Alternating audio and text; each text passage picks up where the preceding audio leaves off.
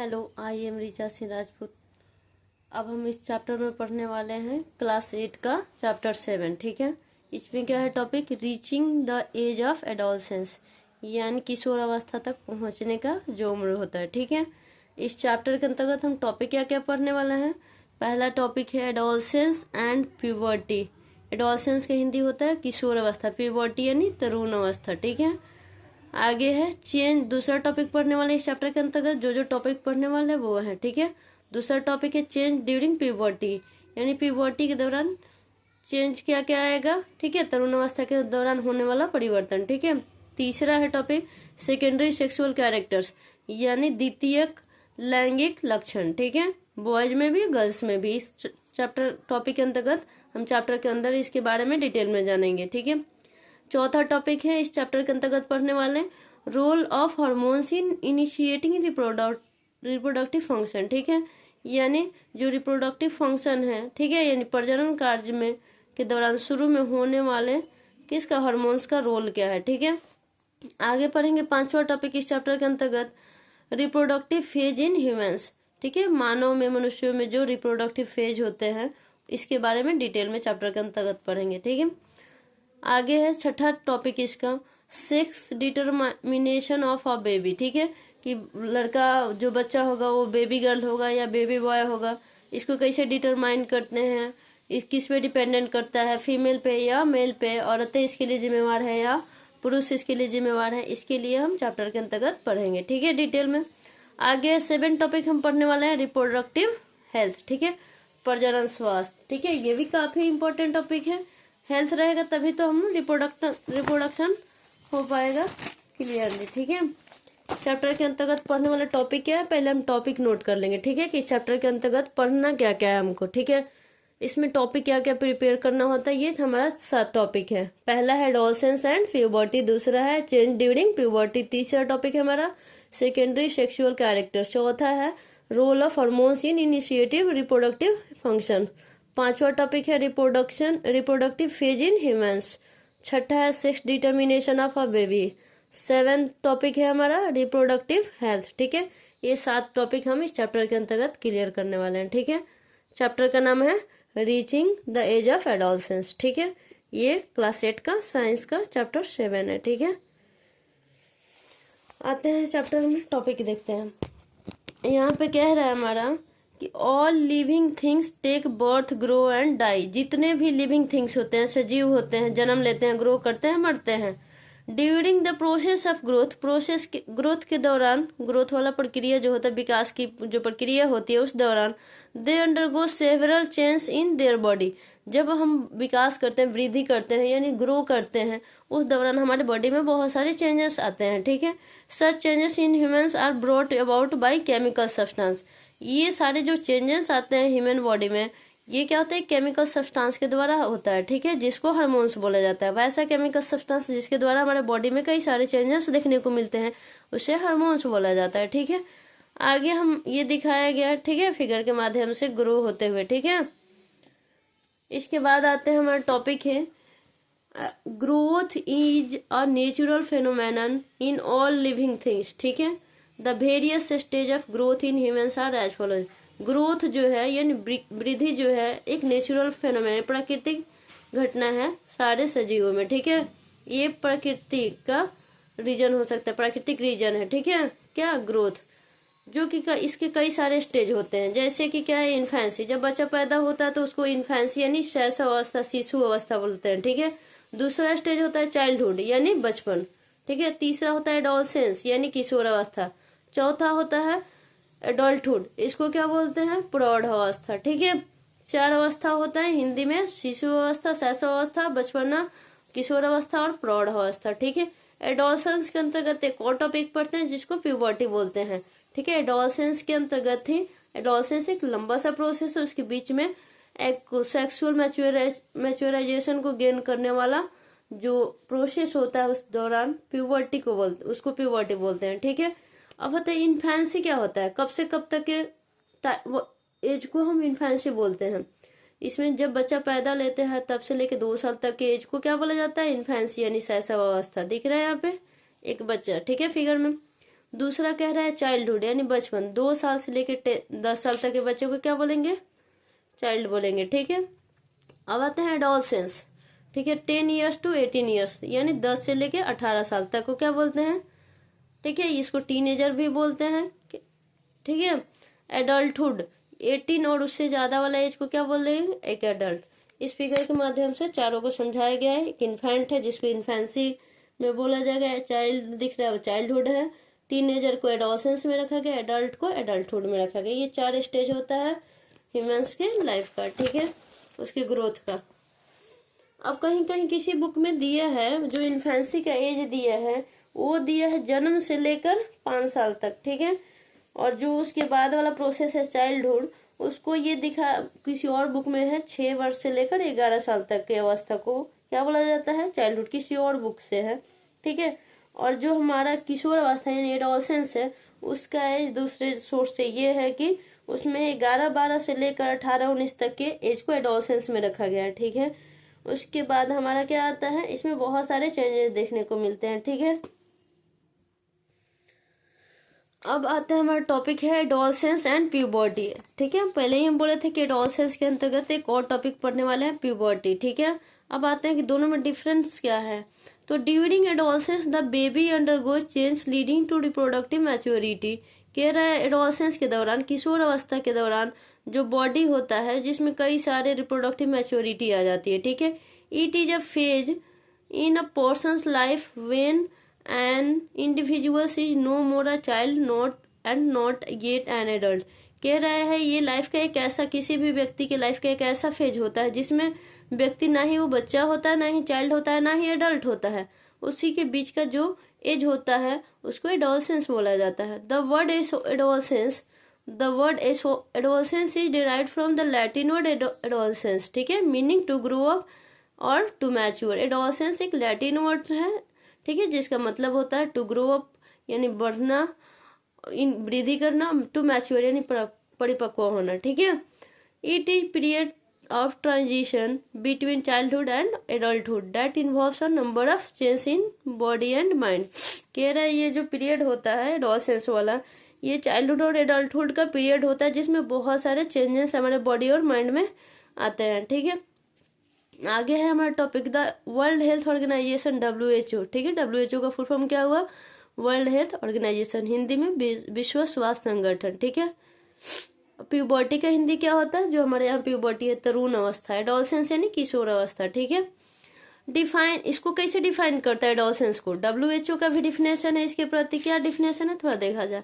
Adolescence as a phase of life between 10 and 19 years of age characterized by physical growth, emotional, psychological and behavioral change, thus bringing about transformation from childhood to adulthood, कह रहा है WHO के according इसका definition है adolescence का, किशोर अवस्था का, कि यह एक ऐसा फेज होता है लाइफ का, कब से कब तक का, 10 से 19 साल के बीच का एक ऐसा फेज जिसमें क्या होता है, physical growth, emotional, psychological, behavioural change आते हैं, ठीक है। कब, चाइल्डहुड और एडल्टहुड के बीच का ये फेज होता है, ठीक है।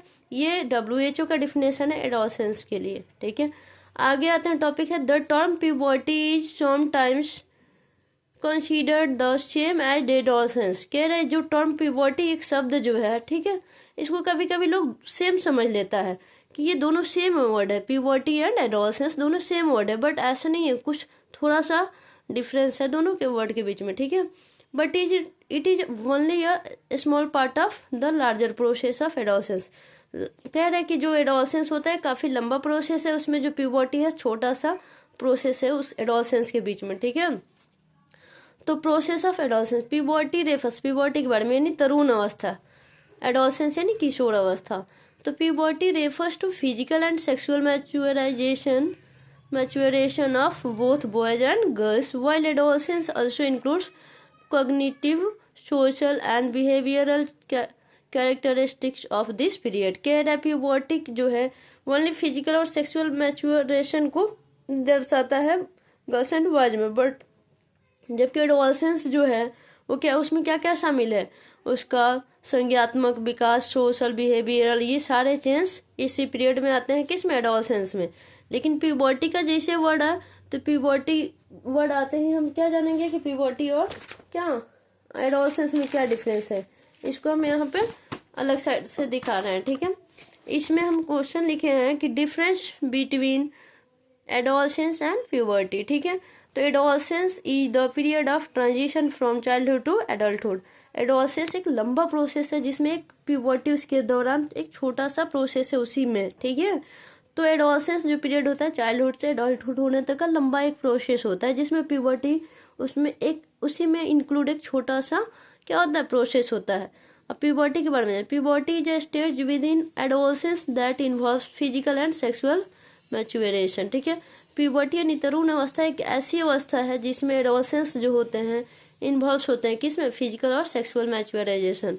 यानी इसका क्या होता है, जो भी एडोलसेंस होते हैं इस एज वाले जो होते हैं उनमें फिजिकल और सेक्सुअल मैच्योरेशन प्राप्त होता है, ठीक है। ये होता है हमारा प्यूबर्टी का डिफिनेशन। और एडोलसेंस थोड़ा सा डिफरेंस है, ये एक लंबा प्रोसेस है, उसके बीच में फिजिकल जो ये प्यूबर्टी जो होता है फिजिकल और सेक्सुअल मैच्योरेशन को दर्शाता है, ठीक है। उसी के बीच में इंक्लूड है ये वाला प्यूबर्टी वाला प्रोसेस है। लेकिन एडोलसेंस चाइल्डहुड से लेकर एडल्टहुड तक का एक लंबा सा प्रोसेस है जिसमें बहुत सारे चेंजेस आते हैं, ठीक है। ये क्लियर हुआ हमारा प्यूबर्टी और एडोलसेंस में डिफरेंस क्या है। इसको सेम नहीं समझेंगे, उसी के अंतर्गत आता है, बट इसमें बस फिजिकल और सेक्सुअल मैच्योरेशन आता है, ठीक है, एडोलसेंस के अंतर्गत। आगे हमारा टॉपिक है adolescence are also called teenagers. Adolescence को और क्या बोलते हैं, इसमें अब दिखाया गया एडोलसेंस को टीनेजर बोला जाता है, ठीक है। टीनेजर में ऐसे दिखते हैं गर्ल्स बॉयज। एडोलसेंस को क्या बोला जाता है, teenager. Since this period covers the teens, tin मतलब 13, 14, 15, 16, 17, 18, 19, लास्ट में टीन लगा है ना, TEEN। इस एज ग्रुप में जो भी होंगे उसको टीनेजर्स बोला जाता है, 13 to 19, ठीक है। 13 to 18 और 19 एज ग्रुप के जो भी होंगे उसको टीनेजर्स के अंतर्गत रखा जाता है, ठीक है। ड्यूरिंग दिस पीरियड, इस पीरियड के दौरान, इस अवधि के दौरान जो होता है, there is a visible physical differentiation in boys and girls. कह रहा है इस अवधि के दौरान क्या होता है, बहुत सारे physical differentiation boys and girls में देखने के मिलता है, ठीक है। When an adolescent reaches reproductive maturity, puberty ends. Puberty कब एंड हो जाता है, प्यूबर्टी के एंड तक जो एडोलसेंट्स होते हैं अपना रिप्रोडक्टिव मैच्योरिटी गेन कर लेते हैं, ठीक है। जैसे एडोलसेंट यानी किशोर जो होते हैं, किशोर किशोरी, वो पहुंचते हैं रिप्रोडक्टिव मैच्योरिटी को रीच करते हैं, प्यूबर्टी वहीं एंड होती है, ठीक है। प्यूबर्टी और एडोलसेंस में आई होप आप लोग को अंतर समझ में आ गया कि दोनों के बीच में डिफरेंस क्या है, एडोलसेंस एंड प्यूबर्टी, ठीक है। आगे बढ़ते हैं। अगला टॉपिक है हमारा चेंज ड्यूरिंग प्यूबर्टी। प्यूबर्टी के दौरान क्या क्या चेंजेस आते हैं, ठीक है, ये हमारा अगला टॉपिक है। इसमें during puberty physical and psychological change take place which are under the control of hormones. कह रहे हैं प्यूबर्टी के दौरान फिजिकल और साइकोलॉजिकल चेंज आते हैं जो कि हार्मोन्स के द्वारा कंट्रोल होते हैं, ठीक है। सम चेंज मतलब जो भी होता है हार्मोन्स की वजह से उसमें बहुत सारे फिजिकल और साइकोलॉजिकल चेंज देखने को मिलते हैं प्यूबर्टी के दौरान, ठीक है। Some change which occur during puberty are discuss below. कुछ चेंज है जो प्यूबर्टी के दौरान होता है उसको नीचे डिस्कस किया गया है। पहला है इंक्रीज इन हाइट, हाइट में इंक्रीजिंग होता है प्यूबर्टी के दौरान, इस टॉपिक को थोड़ा देख लेते हैं, ठीक है। There is a sudden increase in height due to the elongation of the long bones of the leg and arms in both boys and girls. कह रहा बहुत सडन इंक्रीजमेंट देखने को मिलता है हाइट में, ठीक है। कौन सा हाइट में, बोन्स, किसके बोन्स, लेग्स और आर्म्स का, जो लेग्स और आर्म्स होता है इसके हड्डियों में काफी तेजी से बढ़ाव देखने को मिलता है, बढ़ोतरी देखने को मिलती है, ठीक है। इलोंगेशन यानी बढ़ाव, ठीक है। किस में, लेग और आर्म्स के बोन्स में, किस में, बॉयज हो या गर्ल्स हो, दोनों के लेग और आर्म्स के बोन में सडनली इंक्रीजमेंट देखने को मिलता है, ठीक है, प्यूबर्टी के दौरान। आगे है the arms and legs grow faster as compare to other body parts. जो आर्म्स होता है और लेग्स होता है इसके बोन्स काफी तेजी से ग्रो करते हैं, जिस वजह से ये बाकी बॉडी पार्ट्स की तुलना में तेजी से ग्रो करते हैं, ठीक है, compare to other body parts. बाकी बॉडी पार्ट्स की तुलना में आर्म और लेग बहुत तेजी से ग्रो करते हैं, ठीक है। The growth spurt normally begins around the age of 10 in girls and but about 13 years in boys. जो कह रहा है कि जो ग्रोथ होता है नॉर्मली कब स्टार्ट होता है, ग्रोथ कब, उछाल मार, स्पॉट मीन्स उछाल मारना, ठीक है, उछालना या उछाल, ठीक है। The growth spurt normally begins around the age of 10 in girls. 10 साल के एज में लड़कियों के हाइट में उछाल आता है, जबकि लगभग 13 साल के एज में बॉयज में, ठीक है, ऑल्दो वेरिएशन आर पॉसिबल, ठीक है। 13 साल की उम्र में बॉयज में उसके हाइट में उछाल आता है, जबकि ग्रोथ में, ठीक है, और 10 के एज में गर्ल्स में, ठीक है। और teenagers weight doubles and height increase by 15 to 20%। Teenagers का जो वेट होता है वो डबल हो जाता है इस एज में आते आते, और हाइट 15 से 20% तक इंक्रीज हो जाता है, ठीक है। आगे देखते हैं, both girls and boys reach their maximum height by the age of 18 years. कह रहा है बोथ गर्ल्स एंड बॉयज, लड़की और लड़का जो होते हैं, ठीक है, वो अपना मैक्सिमम हाइट 18 साल के एज तक गेन कर लेते हैं, प्राप्त कर लेते हैं। उनका मैक्सिमम हाइट कहाँ तक, किस साल तक कंप्लीट हो जाता है, यानी जितना उनको ग्रो करना है, जितना उनको हाइट अचीव करना है, वो 18 साल के एज तक कम्प्लीटली गेन कर पाते हैं, ठीक है। आते हैं आगे, 2 factors that determine the height of boys and girls are the genes and they inherit from their parents and the kind of food they eat during this period. कह रहा 2 ऐसे कारक है जो डिटरमाइन करते हैं गर्ल्स और बॉयज के हाइट को, ठीक है। पहला है जीन्स और इनहेरिटेड, यानी जो उसका वंशाणु और ये है अनुवांशिक कारण है, ठीक है, इनहेरिट, ठीक है, उसके पेरेंट्स से जो अनुवांशिक कारक मिला है, फैक्टर है, ये है। और दूसरा है कि वो उस एज के दौरान वो क्या खाते हैं, इस पे डिपेंड करता है उसका हाइट, ठीक है, टीनेजर्स का हाइट। अब यहाँ हाइट का चार्ट दिया गया, किस एज में कितने गर्ल्स और बॉयज का हाइट कितना % ग्रो करता है, ठीक है। इसको केयरफुली देखेंगे ध्यान से, काफी इंपॉर्टेंट है, किस एज में लड़का कितना हाइट गेन करता है, लड़की कितना हाइट गेन करती है। Average rate of growth in height of boys and girls with age in percentage में दिया है। 8 साल की उम्र में लड़कों का हाइट 72% ग्रो कर जाता है, ठीक है, गर्ल्स का 77%, यानी गर्ल्स का हाइट बॉयज के हाइट की तुलना में तेजी से ग्रो करता है, ठीक है। आगे आते हैं, 9 साल का एज का जब लड़का होगा उसका हाइट 75% इंक्रीज किया रहेगा, ठीक है, जबकि गर्ल्स का 81%। 10 ईयर्स के एज में बॉयज का हाइट 78% गेन किया रहेगा, जबकि गर्ल्स का 10 ईयर्स की गर्ल्स होगी तो उसका 84% अपना हाइट वो अचीव कर चुकी रहती है, ठीक है। और 11 साल का बॉयज होगा तो 81% उसका हाइट ग्रो किया है, और मतलब और ये गर्ल्स का 88%, ठीक है, ये एवरेज हाइट दिया गया, ठीक है। आते हैं, 12 साल का अगर लड़का है तो 84% वो अपना हाइट उसका गेन किया रहेगा, ठीक है, और गर्ल्स का 91। 13 ईयर के एज में 88 बॉयज का और 95% गर्ल्स, ठीक है। 14 ईयर्स का अगर लड़का होगा तो 92% अपना एवरेज हाइट गेन किया है, जबकि गर्ल्स 98% इस एज तक गेन कर लिए रहती है, ठीक है। 15 ईयर का कोई बॉयज होगा तो 95% हाइट गेन किया है, गर्ल्स 99%। 16 ईयर का गर्ल्स है बॉयज है तो 98%, गर्ल्स 99.5, ठीक है। आगे 17 साल का अगर कोई लड़का है तो 99% अपना हाइट गेन कर लेता है, 17 साल की उम्र में एवरेज हाइट अपना प्राप्त कर लेता है। जबकि जो गर्ल्स होती है 100% 17 साल की उम्र में ही अपना, क्योंकि यहाँ से देखते आ रहे हैं कि गर्ल्स का हाइट जो होता है वो तेजी से ग्रो कर रहा है कंपेयर टू बॉयज के हाइट से गर्ल्स का जो हाइट होता है उसकी तुलना में काफी तेजी से ग्रो हो रहा है। तो 17 साल की उम्र तक जाते जाते उसका एवरेज हाइट जो होता है 100% गेन हो जाता है गर्ल्स का, जबकि लड़कों का जो होता है 18 साल में वो अपना एवरेज हाइट गेन कर लेते हैं 100%, ठीक है। 18 साल तक जाते जाते दोनों अपना एवरेज हाइट को ग्रो कर लेते हैं, ठीक है। ये समझ में आया होगा आप लोगों को।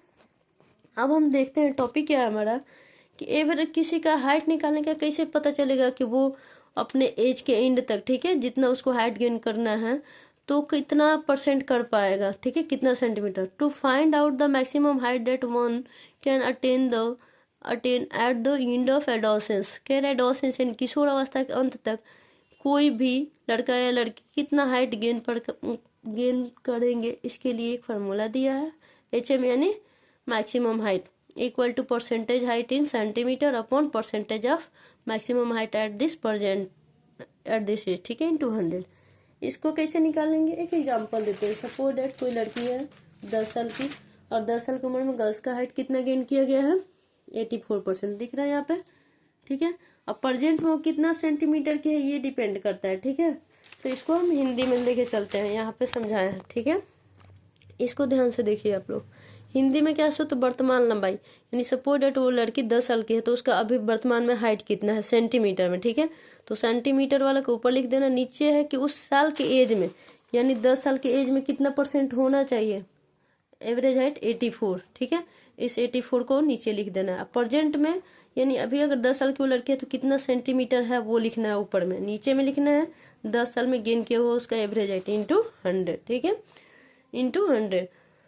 अब इसमें क्या है, 10 साल की कोई लड़की है, अपनी लंबाई को 84% लक्ष्य पूरा कर लेती है तो किशोर अवस्था की समाप्ति तक यानी एडोलेसेंस के एंड तक उसका अनुमानित यानी एक एवरेज हाइट कितना होगा, ये फार्मूला से बनाएंगे। 105 सपोज डेट वो लड़की का जो वर्तमान यानी प्रेजेंट में हाइट है 105 सेंटीमीटर है, ठीक है। इसको सेंटीमीटर में मेंशन करेंगे।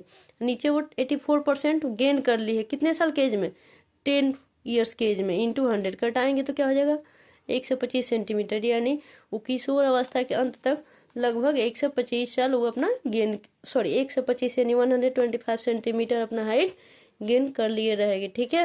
यानी उस लड़की का जो अनुमानित लंबाई है किशोर अवस्था की समाप्ति तक 125 सेंटीमीटर होगा। इसी में हमारा आगे वाला टॉपिक, ठीक है, देखते हैं। वो हाइट वाला तो हो गया। अब देखते हैं change in body shape. Body shape में क्या क्या चेंजेस आते हैं वो देखना है ध्यान से, ठीक है। तो the other change that occur, ये सब प्यूबर्टी के द्वारा, पहला था चेंज इन हाइट, दूसरा क्या हमारा change in body shape. Body के शेप में क्या चेंजिंग आता है वो देखना है प्यूबर्टी के दौरान, ठीक है। तरुण अवस्था में अगर कोई लड़का है या लड़की है उसके हाइट में क्या क्या चेंजिंग आते हैं, तो पहला तो हाइट वाला हो गया, दूसरा उसके शेप में भी चेंजिंग आता है। तो देखते हैं उसके बॉडी शेप में कैसा चेंजिंग आता है, ठीक है। The other change that occur during puberty is the change in body shape, ठीक है। दूसरा क्या है प्यूबर्टी के दौरान बॉडी शेप में चेंजिंग, ठीक है। In boys shoulders become broad and the chest become wide. Boys में क्या होता है उसका जो कंधा होता है वो ब्रॉड हो जाता है और चेस्ट क्या होता है वाइड हो जाता है।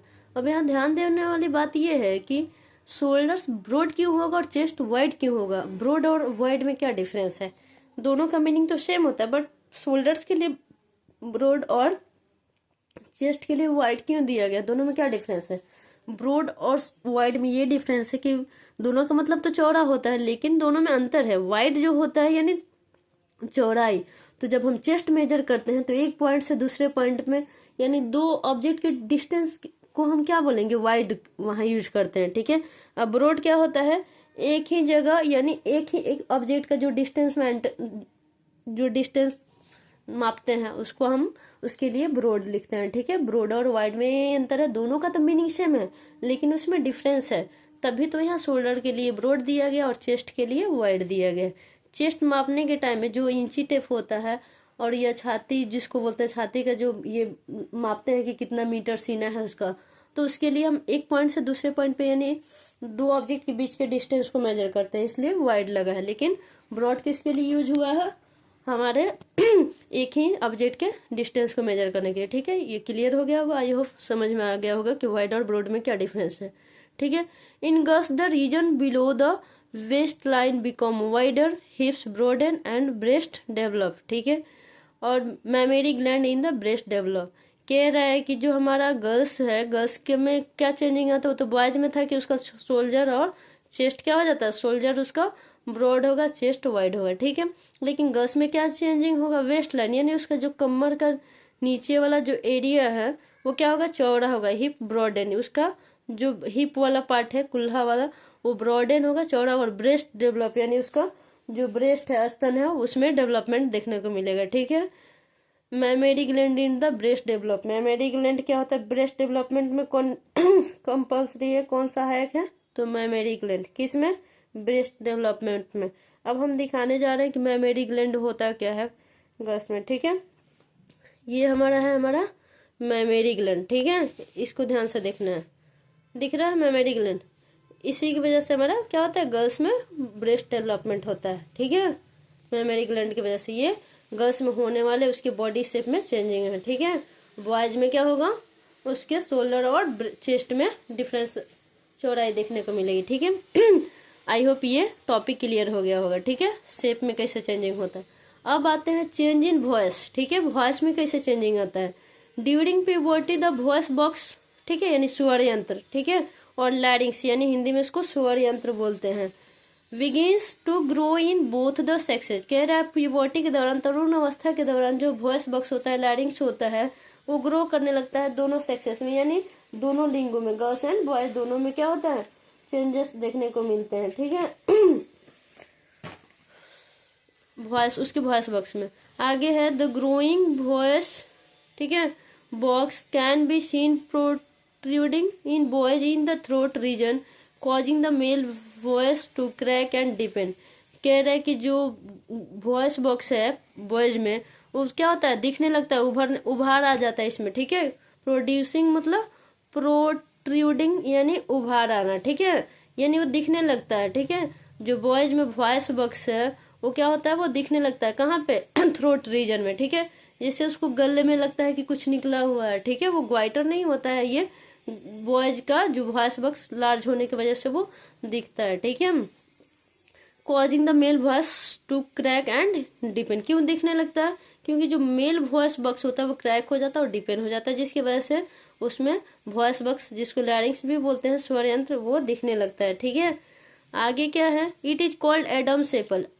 ठीक है, इसको जो ये गले में दिख रहा है ना, यहाँ पे गला वाला रीजन में, ठीक है, इसको लैरिंग्स यानी लैरिंग्स ये बड़ा हो जाता है और बाहर दिखाई देने लगता है, जिसके इसको क्या बोला जाता है, एडम्स एप्पल बोला जाता है। एडम्स एप्पल क्यों बोला जाता है इसको, ये जो एरिया है जहाँ पे हम पेन का जो लीड घुमा है, ठीक है, इसको एडम्स एप्पल इसलिए बोला जाता है क्योंकि एडम्स नाम का एक व्यक्ति थे और उनकी वाइफ ईव थी। ठीक है, और वो जब सेब एप्पल खा रहे थे तो उनके गले में अटक गया था, जिसके वजह से यहाँ पे बाहर की तरफ उनके गले में वो दिखने लगा था, वहीं पे आके अटक गया था, जिसके वजह से इसका नाम क्या पड़ा, एडम्स एप्पल। ठीक है, हिंदी में इसको कंठमणि बोलते हैं, एडम्स एप्पल यानी कंठमणि।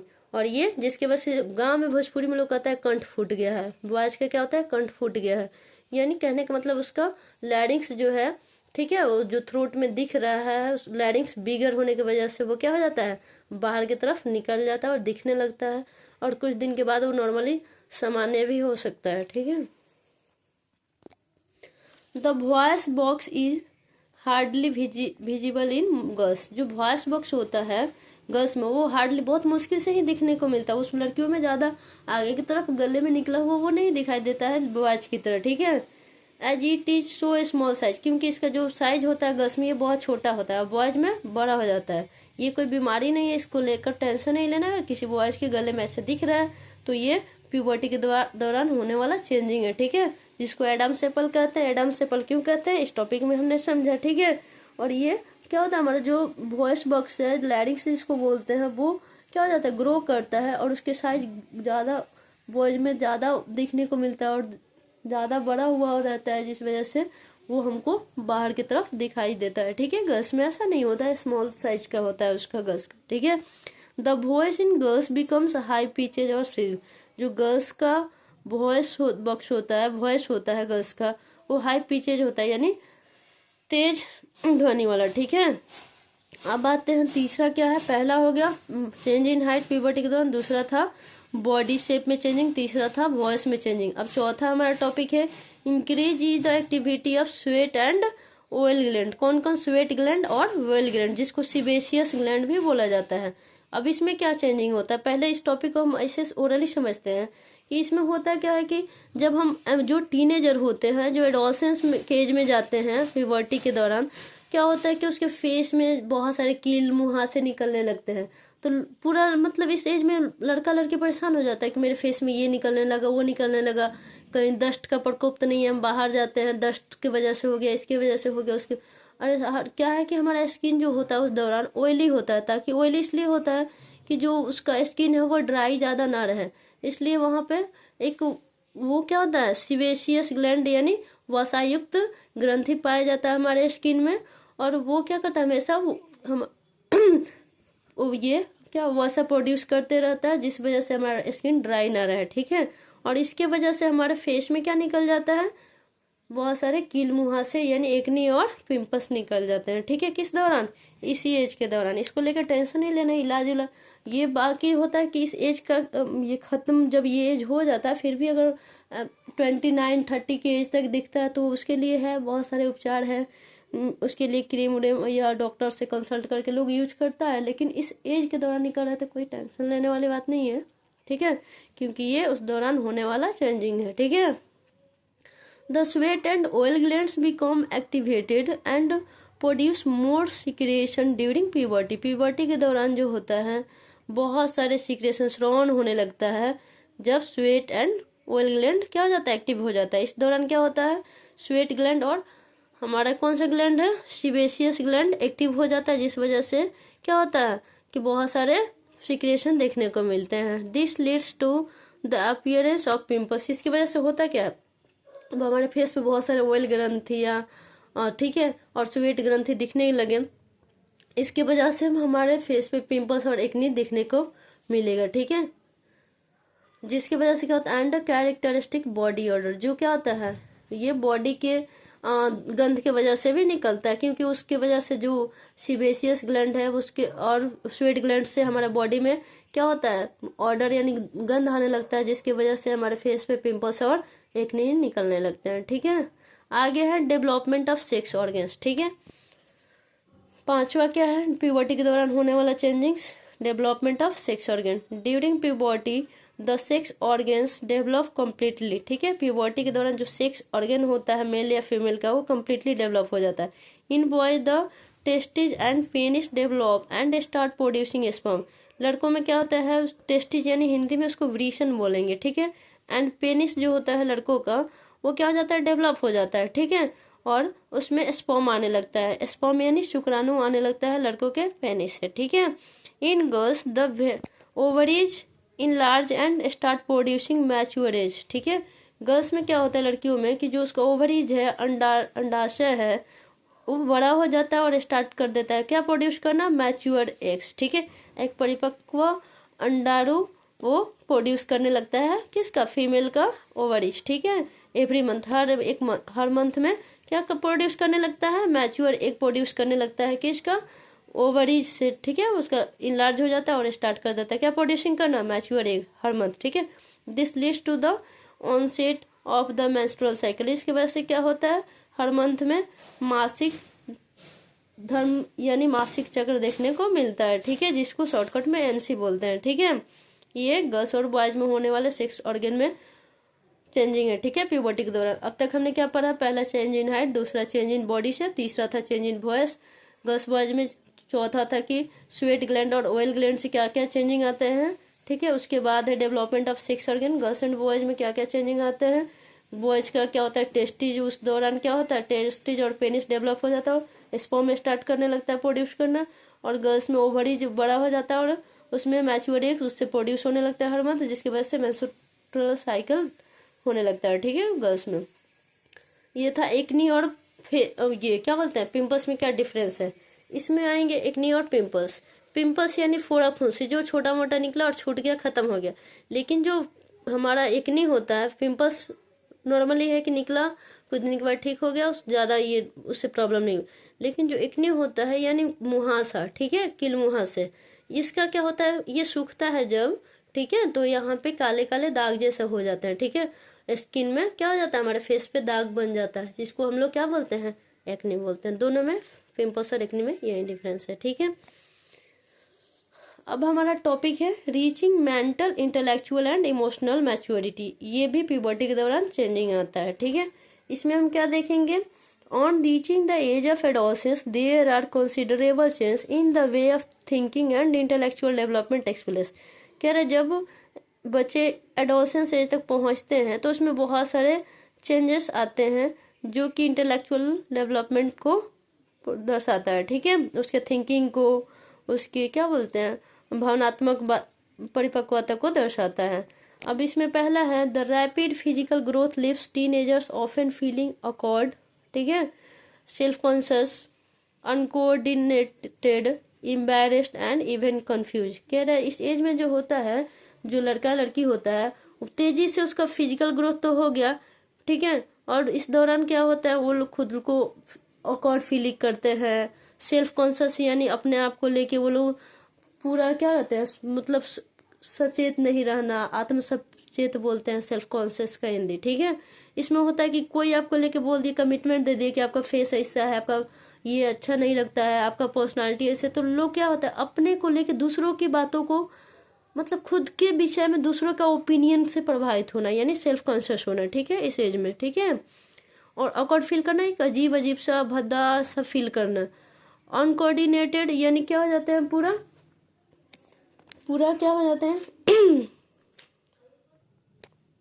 हमारा टॉपिक क्या था ये, कि the rapid physical growth leaves teenagers often feeling awkward, ठीक है।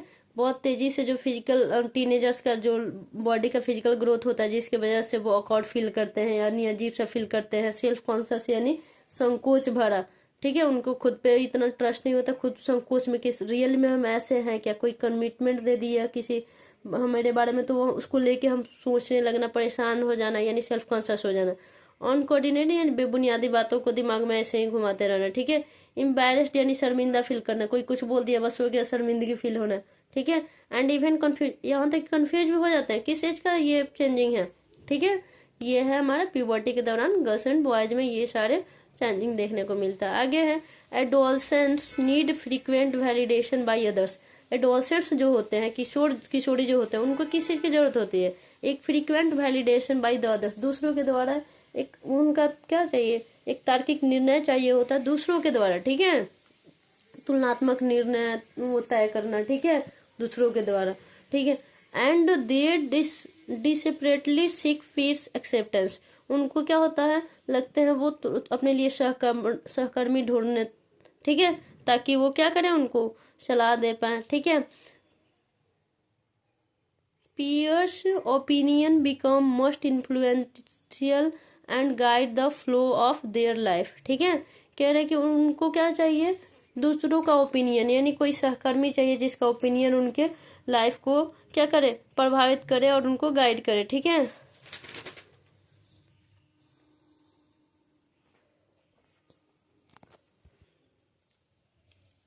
किस एज में चाहिए ये सारे एज होता है, peers opinion become most influential, यानी किसी सहकर्मी का ओपिनियन जो है उनके लिए काफी इन्फ्लुएंशियल यानी प्रभावशाली होता है, and guide the flow of their life, जो उनके लाइफ को क्या करें, गाइड करके ले चलें, ठीक है। आगे है adolescents have a great desire for independence and want to be treated like adults, के एडोलसेंट्स जो होते हैं, किशोर किशोरी होते हैं, उनको बहुत ज्यादा डिजायर होती है, इच्छा होती है इंडिपेंडेंस की, मतलब आजादी चाहिए, कोई रोक टोक उनको पसंद नहीं है, कोई जाने से मम्मी या घर वाले या कोई रोक दिया, नहीं जाना, ये नहीं करना, वो नहीं करना, तो वो तुरंत चिड़चिड़े हो जाते हैं। And want to be treated like, और कैसे ट्रीट करना चाहते हैं, एडल्ट्स की तरह, ठीक है। एनॉक्सियली सर्चिंग फॉर आइडेंटिटी, वो पूरा व्याकुलता से अपनी आइडेंटिटी सर्च करने लगते हैं। दे ऑफन बिकम रिबेलियस, और ज्यादातर क्या होते हैं, पूरा बगावत करने वाले होते हैं, कोई बात बोला जाए नहीं ये नहीं करना वो नहीं करना है, तो उनको तुरंत उस चीज के लिए जिद पे आ जाते हैं और कहते हैं करेंगे, और इस चीज में, इस एज में काफी ज्यादा रिबेलियस यानी हर बात को नकारने वाले, बगावत करने वाले हो जाते हैं, ठीक है। आगे है एडोलसेंट्स आर ऑफन कंफ्यूज, ज्यादातर क्या होते हैं, एडोलसेंट्स जो होते हैं कंफ्यूज होते हैं, इनसिक्योर होते हैं, एक्सपीरियंस मूड स्विंग्स उनका होता है ड्यू टू साइकोलॉजिकल चेंज। यहाँ देखने को मिल रहा है कि तुरंत एंग्री हो जाना, एक्साइटेड हो जाना, हैप्पी हो जाना, टेंस्ड हो जाना, यानी जो ये इस एज का क्या है, ये सब कैरेक्टरिस्टिक्स है, ठीक है। ये सारे प्यूबर्टी के दौरान होने वाले चेंजेस है, उनके फिजिकल एंड साइकोलॉजिकल बदलाव की वजह से ये सारे उनमें होता है, ठीक है। तुरंत एंग्री हो जाना, कुछ ही देर में एक्साइटमेंट देखना, कुछ देर में हैप्पी हो जाना, कभी मूड खराब कर लेना, इस एज में ज़्यादातर देखने को मिलता है, ठीक है। क्योंकि इसमें सेल्फ कॉन्शियसनेस काफ़ी ज़्यादा होती है, कन्फ्यूज रहते हैं, ऑकवर्ड फील करते हैं, ठीक है। ये सारे इस एज के दौरान होने वाले क्या है, उनका क्या है, कौन कौन सा है, मेंटल और इंटेलेक्चुअल इमोशनल मैच्योरिटी को दर्शाता है, ठीक है। हमारा टॉपिक है आगे इसी में, this change are a natural part of growing up and adolescents should take guidance and help from parents and teacher. कहते हैं इस एज में ये एक नेचुरल पार्ट है ग्रोइंग अप, बड़े होने का, जब आदमी एडोलसेंस यानी ग्रो अप करता है, इस दौरान होने वाला ये नेचुरल पार्ट है इसका, ठीक है। और क्या एडोलसेंस को क्या लेना चाहिए, सही गाइडेंस लेना चाहिए और हेल्प लेना चाहिए, किससे, पेरेंट्स और टीचर से, ठीक है। इस दौर आखिर वो चिड़चिड़ा क्यों है, उसको गुस्सा, उधर मूड खराब हो गया, इस बारे में क्या कर लेना चाहिए, सही गाइडेंस और हेल्प ले लेना चाहिए। ठीक है, अब हमारा टॉपिक है सेकेंडरी सेक्सुअल कैरेक्टर्स, यानी हिंदी में इसको बोलेंगे द्वितीयक लैंगिक लक्षण। ठीक है, बॉयज एंड गर्ल्स में पढ़ेंगे इस टॉपिक में। ठीक है, secondary sexual characters are the external characteristics that develop during puberty which help to distinguish a male from a female. ठीक है, ये जो सेकेंडरी सेक्सुअल कैरेक्टर्स होता है, इस दौरान हम मेल और फीमेल को क्या कर पाते हैं, विभेद अंतर कर पाते हैं। बचपन में तो गर्ल्स बॉयज का, गर्ल्स जो होती है गर्ल्स बॉय कट रखती है, गर्ल्स बॉयज वाला जीन्स वीन्स पहनती है, तो पता नहीं कर पाते, डिटरमाइन नहीं कर पाते हैं कि गर्ल्स है या बॉयज है। ठीक है, और लेकिन ये जो चेंजिंग आता है, जो कैरेक्टर्स होता है, इस दौरान हम लोग उसको क्लियरली इसको डिस्टिंग्विश कर पाते हैं, मेल है या फीमेल है। ठीक है, इसमें बॉयज का क्या है, secondary sexual characters in boys, facial hair such as moustache and beard develop. ठीक है, फेशियल हेयर जैसे कि दाढ़ी हुआ, मूछ हुआ, दाढ़ी हुआ, ये डेवलप हो जाते हैं उसके फेस पे। ठीक है, hair develops under the armpit, on the chest and the pubic region. कह रहे हैं कि क्या होता है, बाल निकल आते हैं कांख में, आर्मपिट कांख में, चेस्ट में, और प्यूबिक रीजन मतलब वैसा क्षेत्र जहाँ जो एब्डोमेन से नीचे हो और कहाँ से ऊपर हो, जेनेटिकल ऑर्गन से ऊपर हो। ठीक है, जेनेटिकल यानी गुप्तांग से ऊपर, और हमारे नाभि के नीचे वाला रीजन को क्या बोलते हैं, क्षेत्र को प्यूबिक रीजन बोलते हैं। ठीक है, वॉइस जो होगा कैसे हो जाएगा, डीप एंड हॉर्स हो जाएगा, यानी बहुत ही कड़वा हो जाएगा, कर्कश हो जाएगा, वॉइस का ये है। ठीक है, आगे है 4th नंबर इसका, muscles develop that result in broadening of soldiers. Muscles develop होता है जिसके परिणाम स्वरूप उसका सोल्जर क्या होता है, कंधे होता है, वो चौड़ा हो जाता है। ठीक है, ये सारे बॉयज में होने वाले सेकेंडरी सेक्सुअल कैरेक्टर्स है, जिस बेसिस पे हम लोग मेल फीमेल को डिटरमाइन कर पाते हैं क्लियरली। ठीक है, आगे है secondary sexual characters in girls, द्वितीय लैंगिक लक्षण गर्ल्स में। ठीक है, पेल्विक रीजन और प्यूबिक रीजन दोनों में डिफरेंस है। प्यूबिक रीजन यानी ऐसा एरिया जो कहाँ से नीचे हो, हमारे नाभि से नीचे और गुप्तांग से ऊपर, और पेल्विक रीजन यानी जो ट्रंक से नीचे हो और थाई से ऊपर हो। ठीक है, वाइडन हो जाएगा and hip become broader, hip जो होगा कुल्ला होगा, चौड़ा हो जाएगा, and there is deposition of a fat in this region, hip वाला रीजन में क्या हो जाएगा, फैट डिपोजिट होने लगेगा। ठीक है, यानी थोड़ा सा वहाँ पे फैटी एरिया बन जाएगा वो। ठीक है, डेवलपमेंट ऑफ ब्रेस्ट, और ब्रेस्ट का स्तन का क्या हो जाएगा, विकास होने लगेगा, वृद्धि होने लगेगा। Hair develops under the armpit and the pubic region. ठीक है, और कांख में और प्यूबिक रीजन यानी वैसा रीजन जो नाभि के नीचे हो और गुप्तांग के ऊपर हो, वहाँ पे बाल निकलने लगता है। ठीक है, ये गर्ल्स एंड बॉयज के बीच में सेकेंडरी सेक्सुअल कैरेक्टर्स था। ठीक है, आई होप आप लोग को अच्छे से समझ में आई होगी। ठीक है, the development of secondary sexual characteristics and other change that occur during adolescence are controlled by hormones. जो भी सेकेंडरी सेक्सुअल कैरेक्टरिस्टिक्स है और जो भी अदर चेंज होते हैं एडोलसेंस के दौरान, वो सारे हार्मोन्स के द्वारा होता है। ठीक है, किसके दौरान होता है, हार्मोन्स की वजह से। ठीक है, यहाँ बॉक्स में कुछ चीज़ है, डेवलपमेंट चेंज इन एडोलसेंस और अर्ली एडोलसेंस।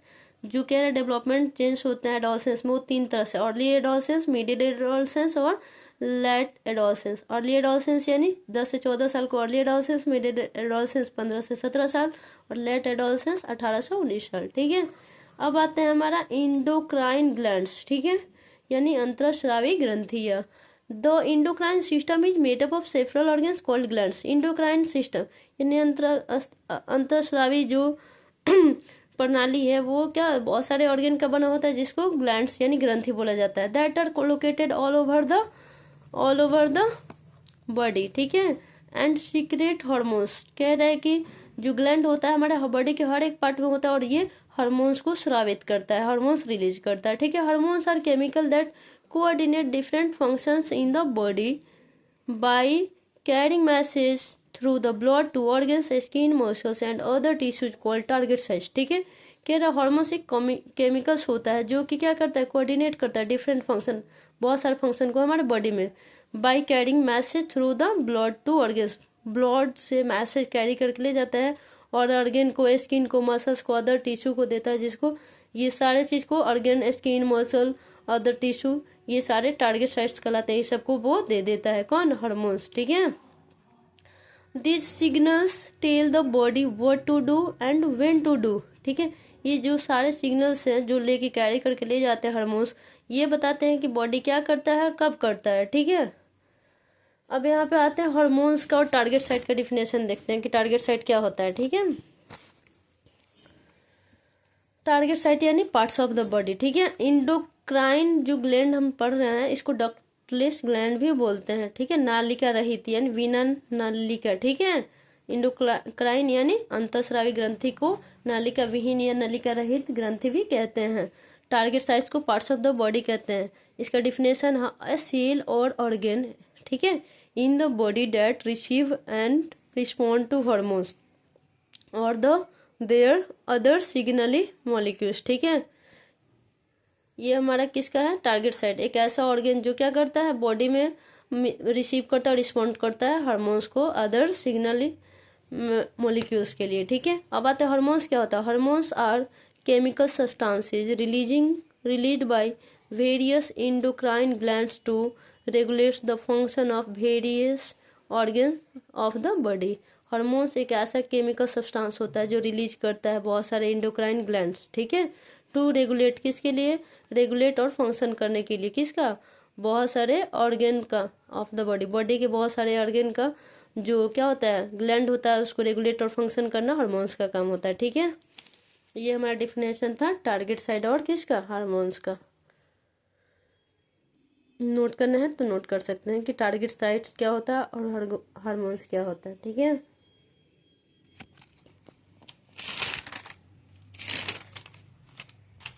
यहाँ पे भी टारगेट साइट का डिफिनेशन एक बार, ठीक है। Target site is the specific body parts where hormones release, ठीक है। टारगेट साइट एक ऐसा स्पेसिफिक बॉडी पार्ट्स होता है जहाँ से क्या होता है, हार्मोन्स रिलीज होता है इनटू द ब्लड स्ट्रीम्स, किसमें, ब्लड स्ट्रीम्स में, बाई इंडोक्राइन ग्लैंड्स रिच, ठीक है। इंडोक्राइन ग्लैंड रिच होने की वजह से बॉडी ब्लड में क्या होता है, हार्मोन्स रिलीज होना, वैसे बॉडी पार्ट्स को क्या बोलते हैं, टारगेट साइट्स बोलते हैं, ठीक है। ये टारगेट साइट का डिफिनेशन नोट करना चाहे तो नोट कर सकते हैं।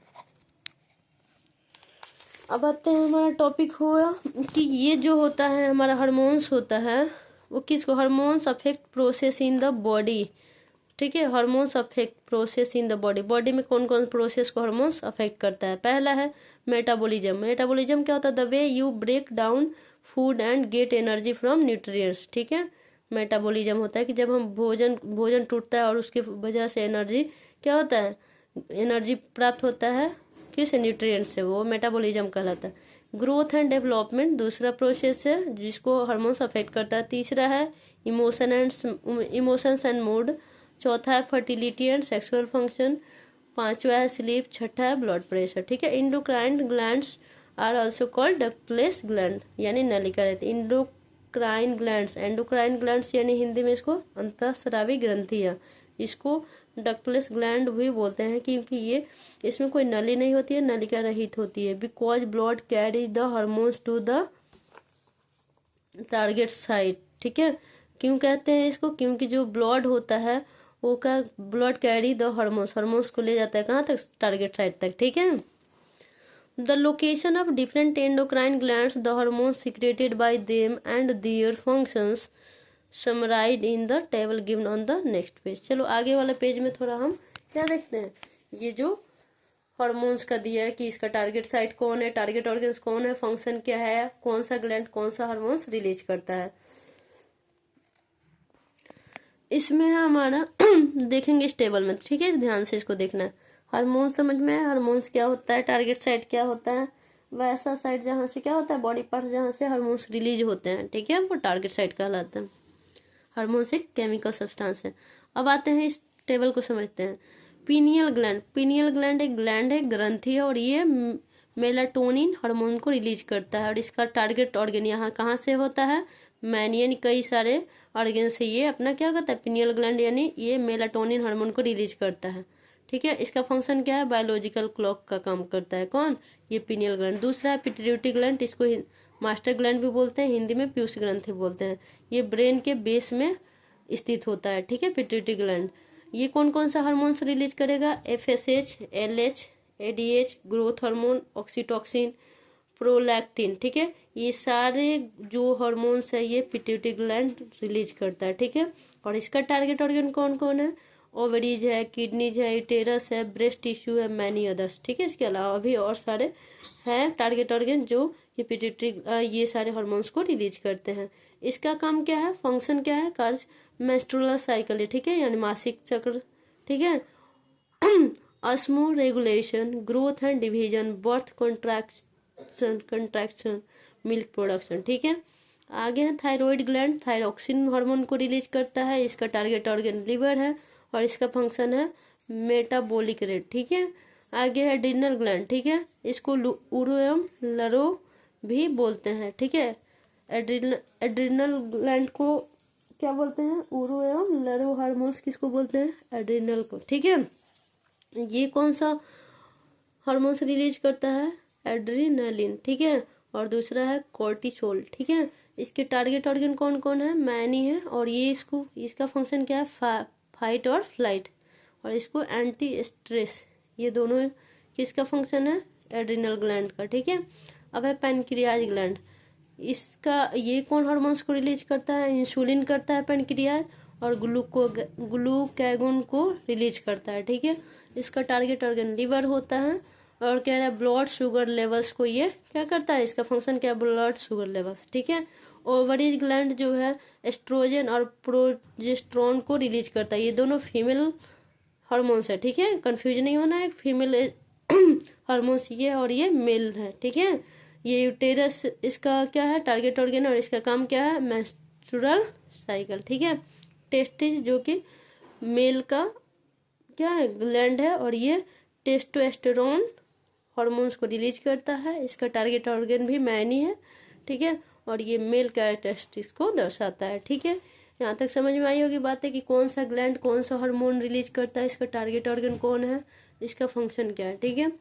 आगे आते हैं, ये एक्स्ट्राऑर्डिनरी मैथ्स दिया है। Sir Frederick Grant Banting and Charles H Best were the first to extract insulin hormone from the pancreas. कह रहा सर फ्रेडरिक ग्रांट बैंटिंग और चार्ल्स एच बेस्ट जो थे वो इंसुलिन हार्मोन को पैनक्रियाज से पहले प्राप्त किए थे, ठीक है। Sir Frederick Grant Banting was granted the Nobel Prize for this achievement. इस प्राप्ति के लिए, इस उपलब्धि के लिए उनको नोबेल प्राइज भी स्वीकृत किया गया था, ठीक है, ग्रांट किया गया था। आगे है role of hormones in initiating reproductive function, ठीक है। इसमें क्या कह रहा है कि जो इनिशिएटिव रिप्रोडक्टिव फंक्शन में रोल क्या है हार्मोन्स का? Testosterone is the male sex hormone, ठीक है। टेस्टोस्टेरोन क्या है? एक मेल सेक्स हार्मोन है जो कि टेस्टिस के द्वारा स्रावित होती है, रिलीज होती है, ठीक है। While estrogen is the female sex hormones. Estrogen जो है फीमेल सेक्स हार्मोन है जो कि ओवरीज के द्वारा सीक्रेट होता है प्यूबर्टी के दौरान, ठीक है। ओवरीज के द्वारा, ओवरीज इसको स्रावित करता है, रिलीज करता है, किसको? एस्ट्रोजन को, ठीक है, जो कि फीमेल सेक्स ऑर्गन है। They regulate the development of secondary sexual characteristics and the maturation of sex organs in males and females. ये जो है कौन सा? टेस्टिज और हमारा दो हार्मोन्स है, टेस्टोस्टेरोन और एस्ट्रोजन, ठीक है। ये किसको रेगुलेट करते हैं? डेवलपमेंट करते हैं सेकेंडरी सेक्सुअल कैरेक्टरिस्टिक्स को और मैच्योरेशन ऑफ सेक्स ऑर्गन्स को मेल और फीमेल में, ठीक है। Testosterone also regulates the production of sperms in male. Testosterone किसके क्या करता है? रेगुलेट करता है मेल में स्पर्म के प्रोडक्शन को रेगुलेट करने का काम किसका होता है? कौन से हार्मोन्स का? टेस्टोस्टेरोन, ठीक है। अब है हमारा estrogen helps in regulating the menstrual cycle. अब एस्ट्रोजन की वजह से, ये एक हार्मोन्स है फीमेल एस्ट्रोजन, इसके वजह से औरतों में यानी फीमेल में क्या होता है? मासिक चक्रधर्म रेगुलेट होता है, ठीक है। दोनों क्लियर हो गया होगा, टेस्टोस्टेरोन स्पर्म को और एस्ट्रोजन मेंस्ट्रुअल साइकिल को, ठीक है। आगे है the production of this hormones is controlled by the pituitary gland located at the base of the brain. कह रहा है ये जो भी प्रोडक्शन होता है हार्मोन्स का, ये पिट्यूटरी ग्लैंड के द्वारा होता है। पिट्यूटरी ग्लैंड ब्रेन के बेस में स्थित रहता है, ठीक है। क्लियर हुआ होगा, आई होप ये समझ में आ गया होगा टॉपिक क्या है, कि जो रोल होता है हार्मोन्स का वो इनिशिएटिंग रिप्रोडक्टिव फंक्शन में इसका क्या रोल है, ठीक है।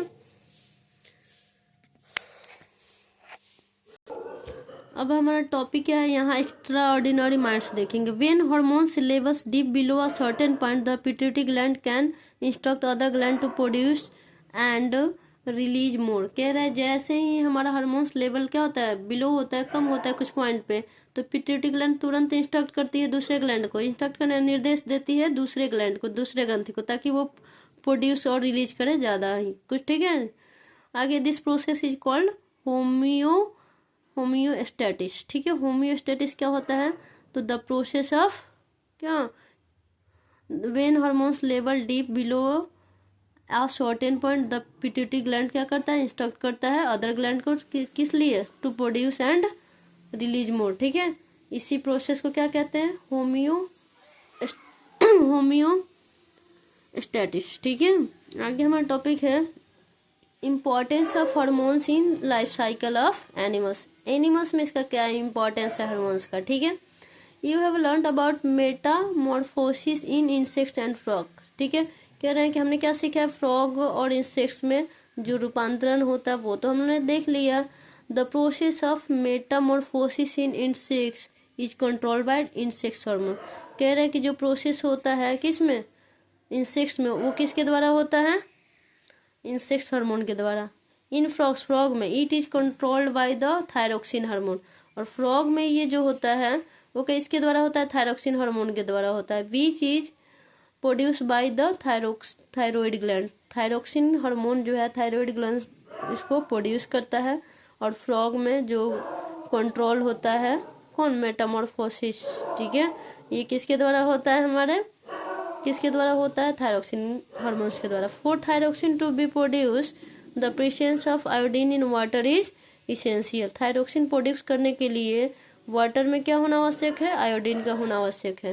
Tadpole can not become adults if they grow in water that has a deficiency of iodine. कह रहे हैं जो टैडपोल होते हैं, जो मेढक के बच्चे होते हैं, वो एडल्ट नहीं बनेंगे, बड़ा वाला मेढक नहीं बन पाएगा अगर पानी में आयोडीन की कमी हो तो। ठीक है, वो टैडपोल एडल्ट नहीं बन पाएगा। ये फैक्ट है एनिमल से रिलेटेड। ठीक है, ये रहा उससे रिलेटेड क्वेश्चन।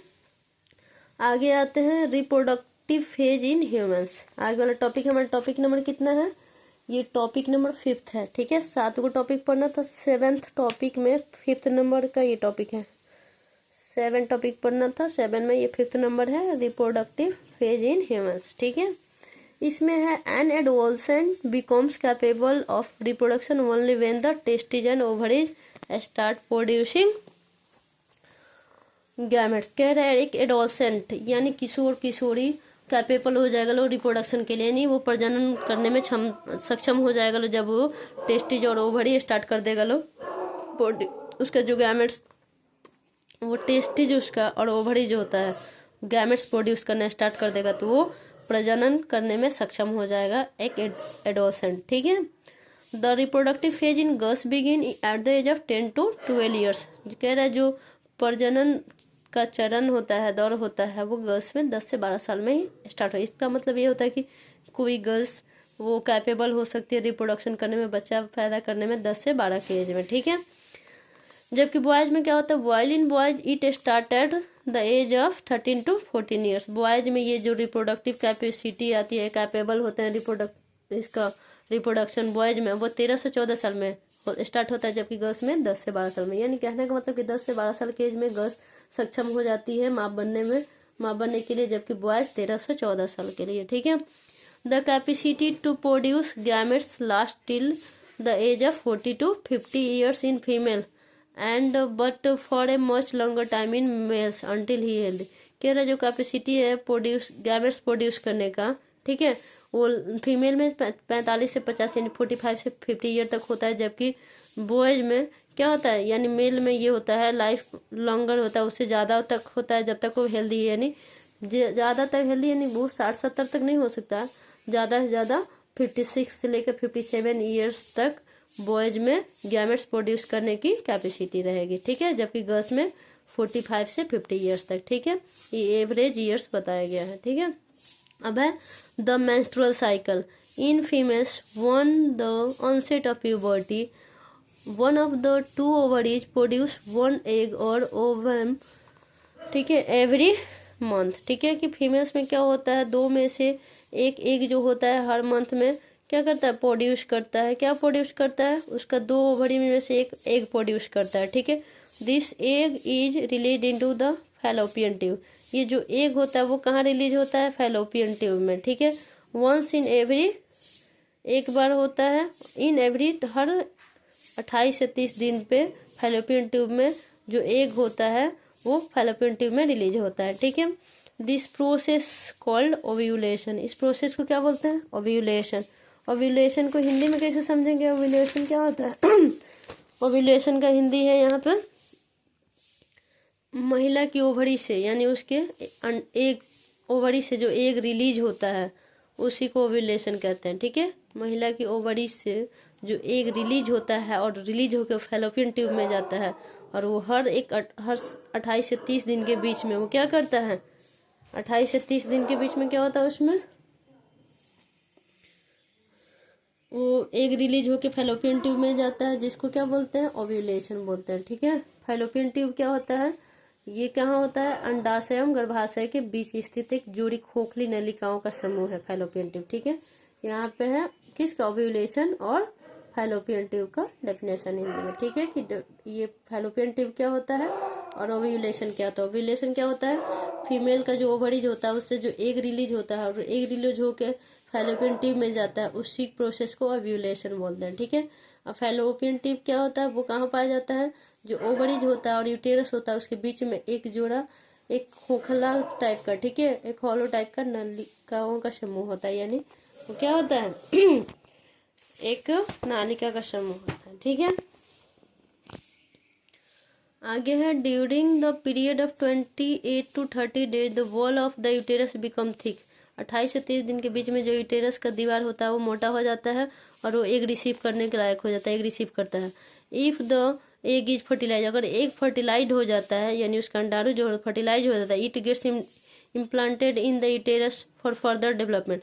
और वो फर्टिलाइज हो गया तो उसको इम्प्लांट यानी प्रत्यारोपण कर दिया जाता है, कहाँ, यूटेरस में उसको इम्प्लांट कर दिया जाता है आगे के डेवलपमेंट के लिए। दिस रिजल्ट इन प्रेगनेंसी, इसी को क्या होता है, गर्भधारण बोलते हैं, प्रेगनेंसी। यानी कोई फीमेल है और उसका जो क्या बोलते हैं एग जो है रिसीव होता है, यूटेरस, उसका यूटेरस का वाल चौड़ा हो गया और उसमें एग रिसीव होता है, और एग रिसीव होने के बाद स्पर्म के साथ मिलके वो फर्टिलाइज हो जाएगा। फर्टिलाइज होने के बाद वो यूटेरस में इम्प्लांट हो गया और आगे का डेवलपमेंट उसमें जारी है, और उसी प्रोसेस को प्रेगनेंसी बोलते हैं, ठीक है।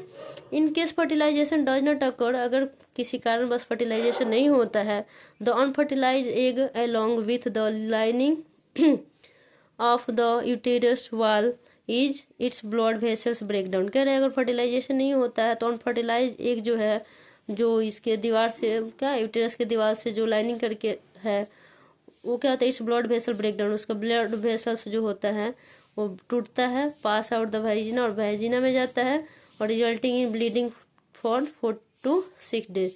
इसके परिणाम स्वरूप जो ब्रेकडाउन हुआ ब्लड वेसल्स वो वेजिना में गया और उसके परिणाम स्वरूप 4 से 6 दिन के तक ब्लीडिंग होता है। दिस इज कॉल्ड मेंस्ट्रुएशन, ठीक है। इस प्रोसेस को क्या बोलते हैं, मेंस्ट्रुएशन, ठीक है। और इसी प्रोसेस को जो ये हर 28 से 30 दिन पे अपने आप ये रिपीट मारता है, इस प्रोसेस को बोलते हैं मेंस्ट्रुअल साइकिल, ठीक है, यानी मासिक धर्म, ठीक है, मासिक धर्म बोलते हैं हिंदी में। और क्या बोलते हैं, शॉर्टकट में इसको एमसी बोलते हैं, और हिंदी में इसको ऋतुस्राव बोलते हैं, ठीक है, ऋतुस्राव चक्र बोलते हैं, ठीक है। और इसमें होता क्या है कि जो गर्भाशय का दीवार जो मोटा होता है वो फर्टिलाइजेशन नहीं होगा तो उसका मोटा दीवार जो होगा, ये है ना ब्लड वेसल्स यानी रक्त वाहिका, सही टूट जाता है, ठीक है। टूटने के बाद वो क्या हो जाता है, उससे ब्लीडिंग होने लगता है। ब्लीडिंग होने के बाद वो 4 से 6 दिन तक ब्लीडिंग चलता है, और ये हर 28 से 30 दिन पर अपने आप रिपीट मारता है, जिसको हम लोग मासिक धर्म या ऋतुस्राव चक्र बोलते हैं, इंग्लिश में मेंस्ट्रुअल साइकिल बोलते हैं, ठीक है। ये फीमेल का मेंस्ट्रुअल साइकिल है, समझ आया। अब है menstrual cycles. Menstrual cycle includes, क्या क्या होता है इसमें, मैच्योरेशन ऑफ द एग का परिपक्व होना जरूरी है, अंडाणु का release of an egg from the ovaries, ovary से उसके अंडाशय से एग रिलीज होएगा तभी तो वो क्या होगा, उससे ब्रेक डाउन होगा, ब्रेक डाउन होकर वेजिना के थ्रू ब्लीडिंग होगा, ठीक है। Thickening of the uterine wall, जो यूटेराइन का वॉल है, दीवार है, वो उसका चौड़ा होना जरूरी है। किसके लिए? ये एमसी आने के लिए, ठीक है।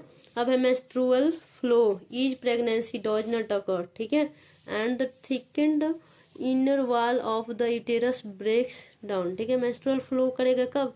जब प्रेगनेंसी नहीं रहेगा और उसका जो यूटेरस का इनर अंदर से जो आंतरिक चौड़ा सा वॉल है, दीवार है, वो ब्रेक डाउन होगा, तब जाके प्रेगनेंसी ये होगा, एमसी आएगा, ठीक है। The first menstrual flow of puberty is called menarche, ठीक है।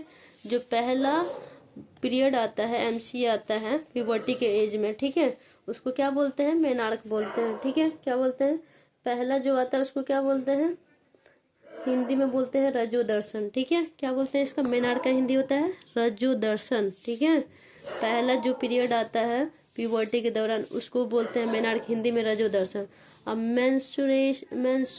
Menstruation stops at the age of 40 to 50 years. 45 से कह रहा है कि 45 से 50 की एज में औरतों में क्या होता है? उसका एमसी स्टॉप हो जाता है परमानेंटली, उसको बोलते हैं मेनोपॉज, ठीक है। यानी फीमेल में उसके पीरियड यानी जिसको एमसी बोलते हैं वो स्टॉप होने का प्रोसेस परमानेंटली वो स्टॉप हो जाता है, जिसको मेनोपॉज बोलते हैं। हिंदी में उसको रजनोवृत्ति बोलते हैं, रजनोवृत्ति, रजनोवृत्ति, रजनोवृत्ति, इसको बोलते हैं रजनो दर्शन, ठीक है, रजनो दर्शन। तो जो सबसे पहले आता है वो रजनो दर्शन मेनार्क, और जो लास्ट में आके परमानेंटली जो लास्ट अंत में परमानेंटली जो स्टॉपेज हो जाता है उसके पीरियड का, उसको बोलते हैं menopause. In males the reproductive phase last life long. Male में क्या होता है? ये लाइफ लॉन्ग तक होता है, लेकिन फीमेल में 45 से 50 के एज तक जाते जाते उसका पीरियड एमसी रुक जाता है, जिसको इंग्लिश में मेनोपॉज, हिंदी में रजनोवृत्ति बोलते हैं, ठीक है। ये टॉपिक हमारा रहा मेंस्ट्रुअल साइकिल से रिलेटेड, यहाँ कंप्लीट होता है। आगे नेक्स्ट वीडियो में दूसरा टॉपिक। आई होप यहाँ तक आप लोगों को समझ में आया होगा। काफ़ी लंबा वीडियो है, ध्यान से समझिएगा, कुछ कुछ इसमें हिंदी में भी समझाया है।